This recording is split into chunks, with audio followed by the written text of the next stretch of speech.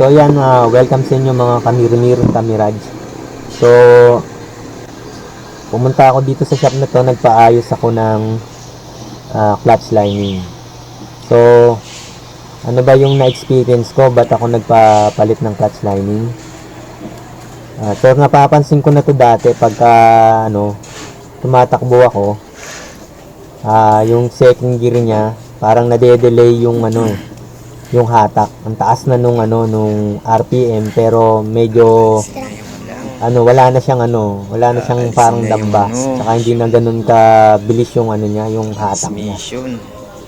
Pero hindi pa siya talaga totally na yung dumating sa tipong ayaw nang umandar. Kapag binibitawan ko yung clutch, tas nakakambyo, namamatay pa rin yung makina. So inadjust ko lang yung level nung clutch. May nakita ako sa YouTube, nag-DIY ako, pero medyo nagbago yung yung takbo. Hindi siya yung parang nade-delay, pero nandun pa rin yung parang hindi pa rin ganung kalakas yung hatak. Ayun. Yan. So dapat pagka na-experience nyo na, dapat pinatitingnan nyo na rin, kasi ako medyo pinatagal ko pa eh.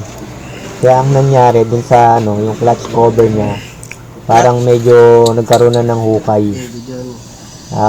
Yung mga rivet nung ng clutch lining, umano na dun sa sa may clutch cover. Kaya parang nagkaroon siya ng yung pinaka hindi na pantay yung surface, parang nagkaroon na siya ng hukay. Starter. Yan, binaklas. So binaklas na dyan, hindi ko na po na-videohan yung talagang yung step by step, kasi hindi naman po mekaniko ang Mirage lifestyle. So maraming magko-comment na naman dyan na yan, kasi hindi naman tayo mekaniko, kaya hindi natin masasagot yan. May mga magko-comment dyan na mag-diagnose muna. So bali yung nag-diagnose na rin ito yung mekaniko. So ito yung nangyari dun sa loob ng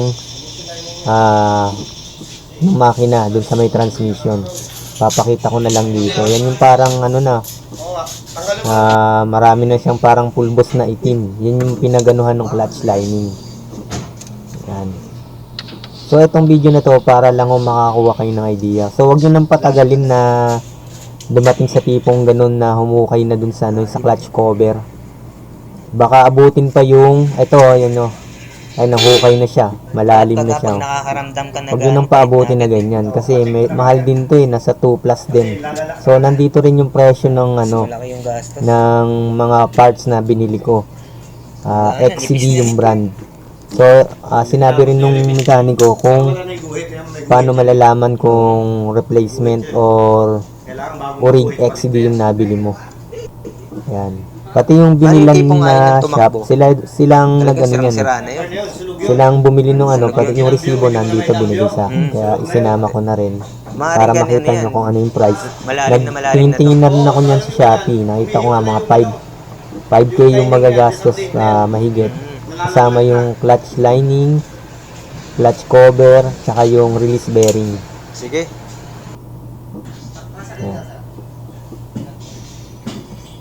Ayan yung, kita nyo yung yung kayod. Yun yung parang kayod na nung rebet.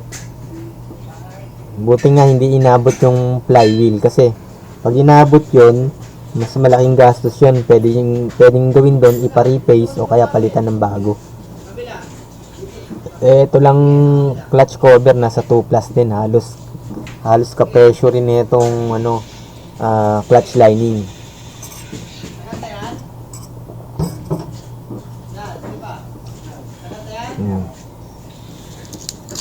So kung gusto nyong puntahan yung yung shop na to, nakita nyo naman dun sa first part ng video, nandun yung pangalan ng shop. Ginoogle map ko lang to, o kaya pwede nyong i-waze. So mag-inquire muna kayo bago kayo magpagawa, para alam nyo rin kung magkano yung budget na madadala nyo. Pati yung labor, yung resibo ng labor, nilagay ko rin sa dulo para makita nyo. Ang nagpalalim dyan, yung rivet dito. ito ang kumain dyan. Kasi mas matigas kasi yan eh, yung rivet niya eh. Yan, pudpud So nung nakabit naman to, So, nag-improve umabot yung sa, ano, sa yung kabila to eh. malakas na yung hatak, Dapat yung hindi RPM, na maabot yan.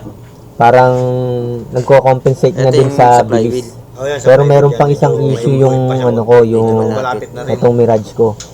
So yung nabili ko, natatandaan niyo yung video ko na engine support, Talaga. yung sa lower, Yan umabot yung na ano, ng yung isang parang buwan, pero kumakabit nakakaramdam pa rin ako ng nginig dun sa ano, pag umaarangkada. Pagka umaarangkada siya, meron siyang ano, dragging, parang nanginginig-nginig. Tapos nag-o-okay na pagka mabilis ka na o kaya patag na. So, bala ko rong papalitan ng original na ano, na engine support. Tapos, pag tumapa ka ng clutch, So, ito yung presyo nung kaya minsan na okay na. ano, ng mga parts. Yan. Yung lining, yung clutch cover, tsaka release bearing. Ayan din yung binila nila na shop. Pag wala yan, Ito? oo, yan. Ang replacement, walang ganyan. Wala rin ganito. Pati dito sa likod. Ayan, oh, wala yan.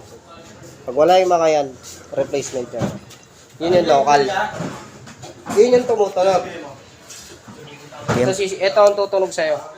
May spring. Oo, tutunog yan. Parang lumalangit-ngit. Yan na nangyayari.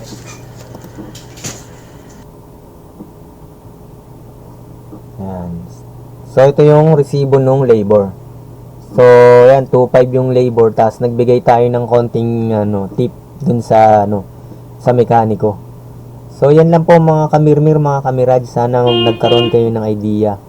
Kung nag-i-slide na, nakakaramdam na kayo na medyo humihina na yung hatak, patingnan nyo na, wag nyo nang antayin yung tulad sa nangyari sa akin. Kasi mas mura lang kung lining lang yung bibili nyo. Yan, maraming salamat po.